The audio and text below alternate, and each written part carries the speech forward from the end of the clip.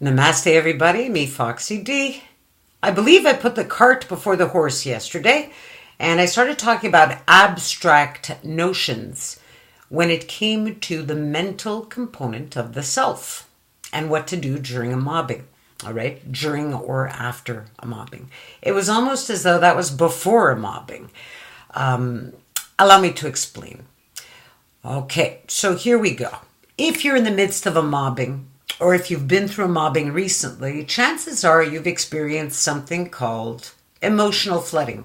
Now, a lot of therapists, will use emotional flooding as a technique, therapy technique.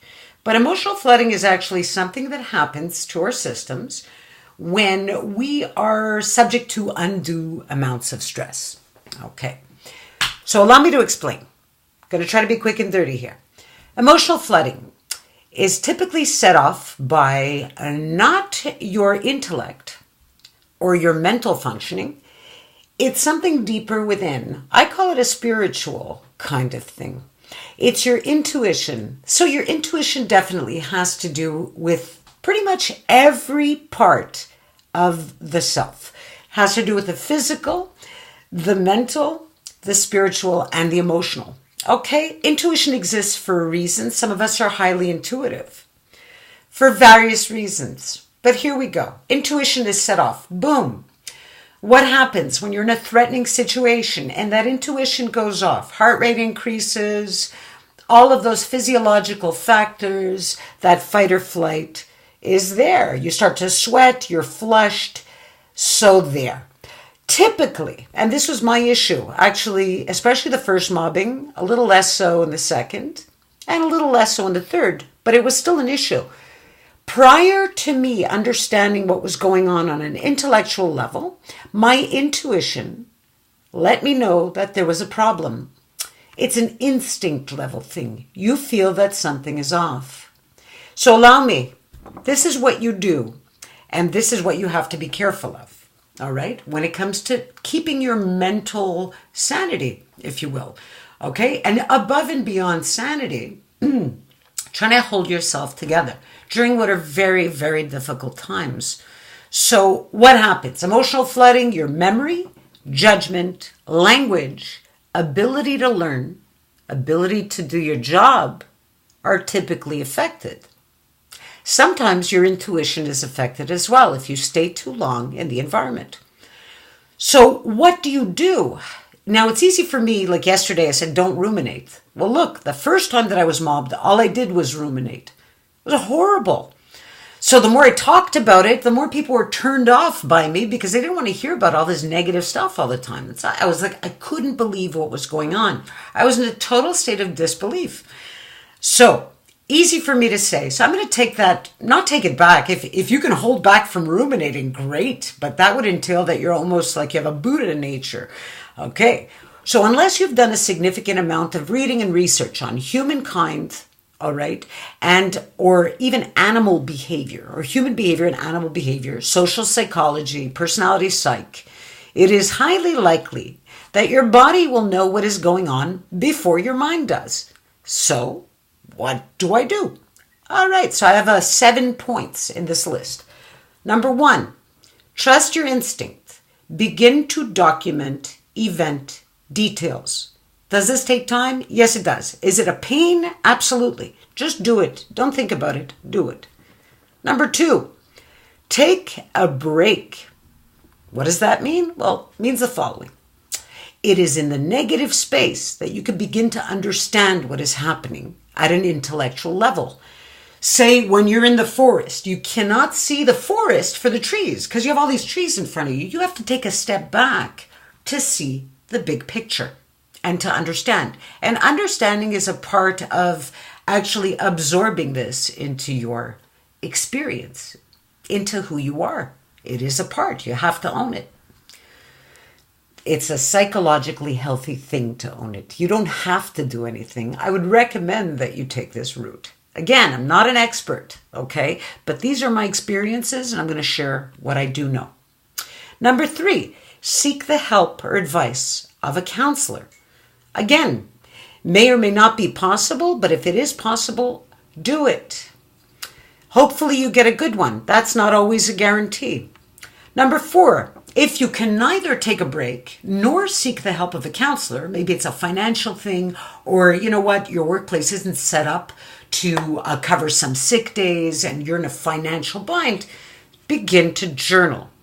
But no more than 15 minutes a day. This is above and beyond documentation. This is about how you're feeling. So come home, have your snack, nap if you can, try to relax a little bit, take a break, do your exercises.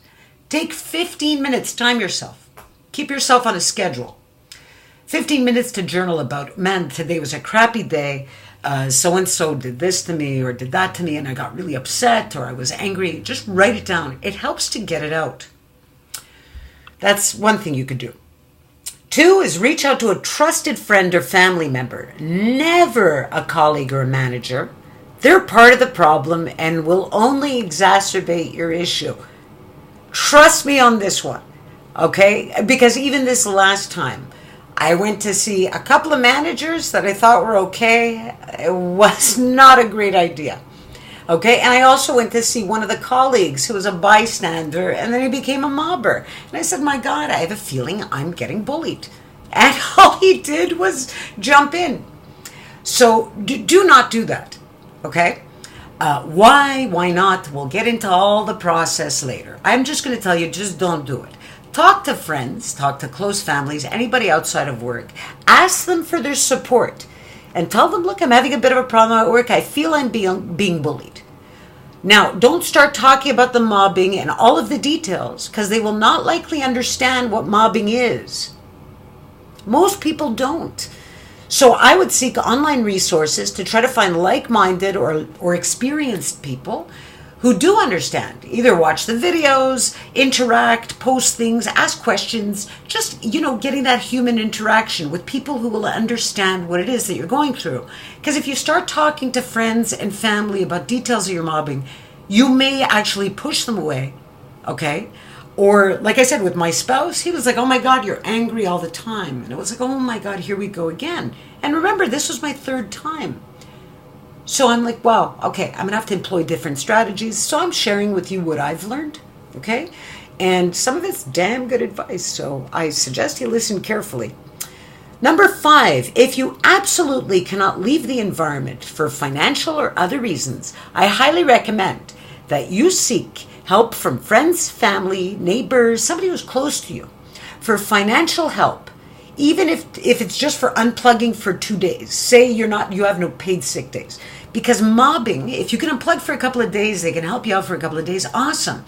Remember, mobbing is a time and place specific event that readily snowballs out of control. Because it operates in a bidirectional manner, you're going to have people that are employing very passive-aggressive strategies, and they know your physiology, whether they know cognitively or not. It's very animal. Physiologically, you're being flooded, okay?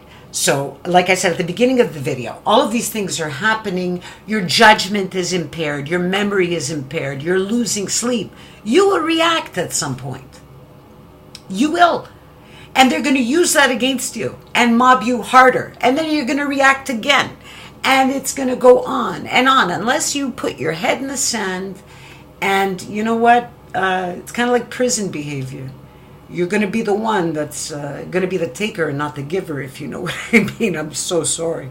But here we go. And you don't want to be that. It reduces your soul and your spirit. Okay? So if you can get out of it and that snowballing thing, please do.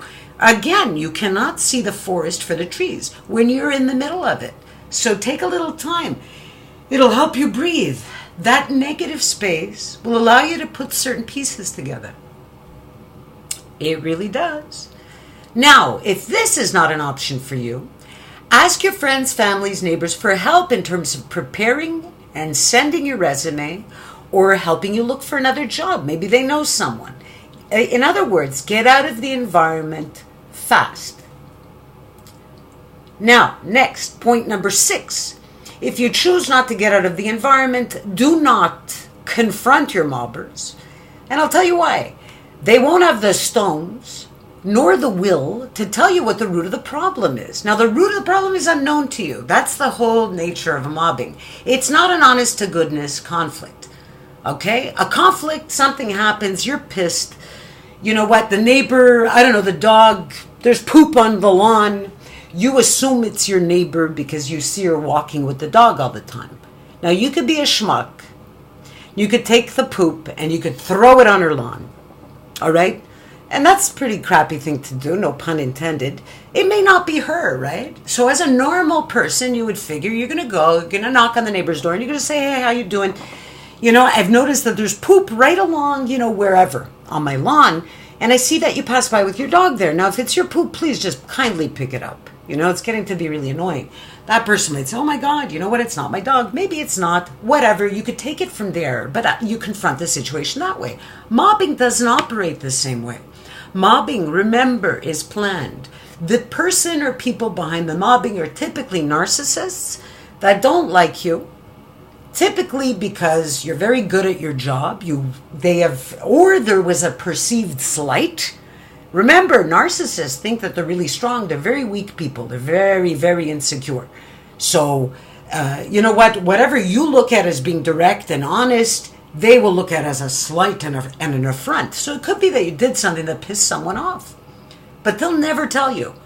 And because they're so good at manipulating, they've manipulated the people that lack critical thinking around you into being bystanders and flying monkeys. Okay?